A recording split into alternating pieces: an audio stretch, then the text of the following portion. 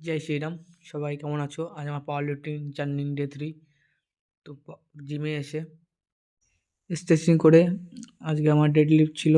Dead লিফে 70 kilo warm up করার পরে second attempt যেটা ছিল আমার বার লোডেড 110 কিলো, আমার সেকেন্ড অ্যাটেম্প যেটা ছিল।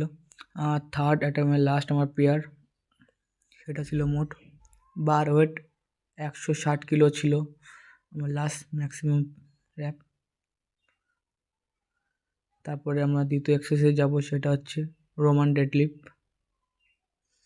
সব ওয়ার্কআউটের নিচে আমি দিয়ে দেবো কটা করে সেট আর কটা রেপিটেশন মারতে হবে। তারপরে হেভি ওয়েটে যেটা রোমান ডেডলিফট মারলাম আমি, ম্যাক্সিমাম ওয়েট 100 কেজি আমার লাস্ট সেট রোমান ডেডলিফটে। তৃতীয় workout bent over barbell rho.